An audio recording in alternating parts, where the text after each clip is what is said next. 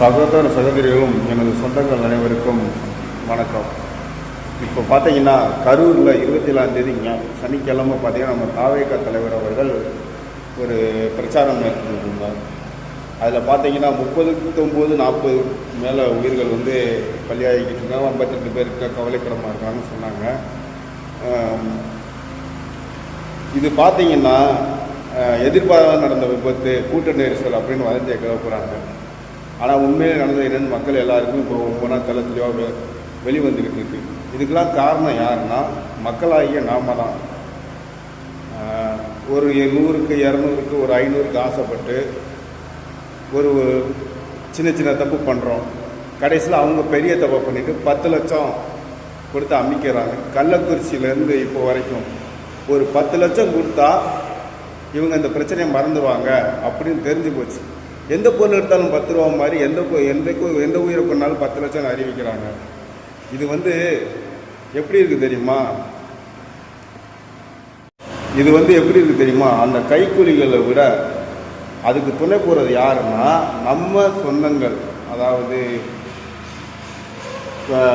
எந்த ஒரு உயிர் போன அந்த உறவினர்கள், இத்தனை உயிர் போயிருக்கு அந்த உறவினர்கள் தான் காரணம். அவங்க கொடுக்குற 10 லட்சத்தை நீங்கள் வாங்குறது தான். நம்ம என்ன தப்பு பண்ணாலும் இவனுங்க 10 லட்சத்தை வாங்கிட்டு அமைதியாக இருந்துக்கிடுவானுங்க, நான் நீலி கண்ணீர் வடிப்பானுங்க, மீடியா வரும்போது நீலி கண்ணீர் வடித்து நம்ம தப்பிச்சுக்கலாம் அப்படிங்கிற ஒரு தைரியத்தில் திரும்ப திரும்ப தப்பு பண்ணிக்கிட்டு இருக்காங்க.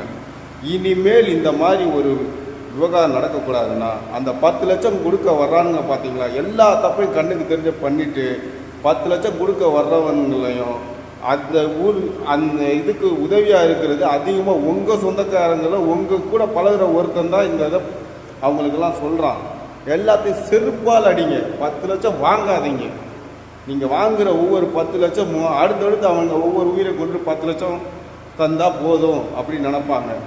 ஏன்னா அங்கே இருக்கிறவங்க சொல்கிறாங்க, ஃபஸ்ட்டு ஜென்ரேட்டர் கட் ஆகிருக்கு, பவர் கட் ஆகிருக்கு, அப்புறம்தான் போலீஸ். அது போலீஸாக என்னன்னு தெரியலை.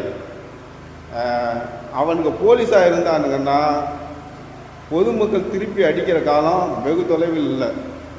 நீங்கள் போட்டிருக்க சட்டையை நீங்களே காப்பாற்றிக்கோங்க. தடியடி அடித்து 50 உயிர்களை கொண்டிருக்கீங்க. அது போலீஸ் மாதிரி ஆசாமிங்களான்னு தெரியலை. கன்ஃபார்மாக தெரியட்டு அதுக்கடுத்து அவன்களை நான் வச்சுக்கிறேன். முதல்ல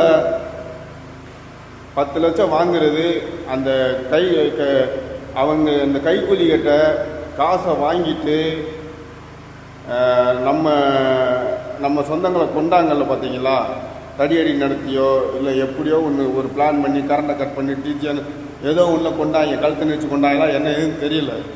அந்த கொண்டு காசு வாங்குறவங்களுக்கும் கொள்ளதை மறைக்கிறதுக்கு காசு வாங்குகிற இறந்த ஒரு உறவினர்களுக்கும் எந்த வித்தியாசமும் இல்லை. நீங்கள் 10 லட்சம் வாங்குறது இன்னும் 40 உயிரை கொண்டாங்க, 400 உயிரை கொண்டுட்டு 10 லட்சம் கொடுக்க கூட தயங்க மாட்டாங்க.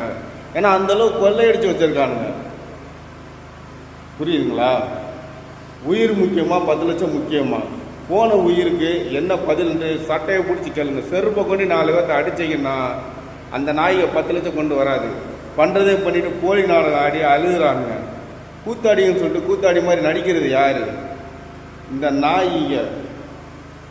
அதாவது எவன் பேரை நான் சொல்லி பேச விரும்பலை. வெளிநாடு பயணம் போகிறானுங்களாம், திரும்ப வந்துடுறானுங்களாம். இவனுங்க பயணம் எதுக்கு போகிறாங்கன்னு யாருக்கு தெரியும்? இவன்களாம் ஒரு பயணம் போகிற மாதிரி உருவாக்குறாங்க. அங்கேருந்து 18 வந்த மாதிரி இருப்பாங்க. ஒருத்தன் பக்கத்திலே இருந்துட்டு 10 ரூபாக்காரன் பக்கத்திலே இருந்துட்டு ஸ்பாட்டுக்கு வர்றான். எல்லாமே முன்கூட்டியே கடவுள் மாதிரி. இவங்கெல்லாம் கடவுளே இல்லையா? ஆனால் கடவுள் மாதிரி எல்லாத்தையும் கவனிக்கிறானுங்க. மக்கள் நம்ம திருந்தலைன்னா இவங்க என்ன தப்பு பண்ணிக்கிட்டே இருப்பானுங்க. நீங்கள் எந்த கட்சிக்கு வேணால் ஆதரவு தெரியுங்க. இந்த மாதிரி சம்பவம் பண்ண இவங்களை இந்த தடவை வேறு இருக்கும். நீங்கள் எந்த கட்சிக்கு வேணால் ஆதரவு தெரியுங்க, எனக்கு அதை பற்றி கவலை இல்லை. இவங்களை அடிக்கிற அடி நேபாளத்தை விட கொடுமையாக இருக்கணும். இதுக்கு நம்ம அத்தனை பேர் நம்ம விழுத்துக்கொள்ளணும். நமக்கு ஃபஸ்ட்டு எதிரி நம்ம சொந்தத்திலே இருப்பான். இவங்க கைக்கூலியாக வச்சுருக்காங்க. அவங்களை கண்டுபிடிச்சி அடிக்கிறதில்ல அவங்க திரும்பணும். இல்லைன்னா இவங்க மொத்த 10 ரூபாக்காரலாம் வீடு ஊந்து அடிக்கலாம், தப்பே இல்லை. அவன் அந்தளவுக்கு அராஜகம் பண்ணியிருக்கான். பண்ணுறதை பண்ணிவிட்டு 10 லட்சத்தை கொடுத்து ஏமாத்துறான்.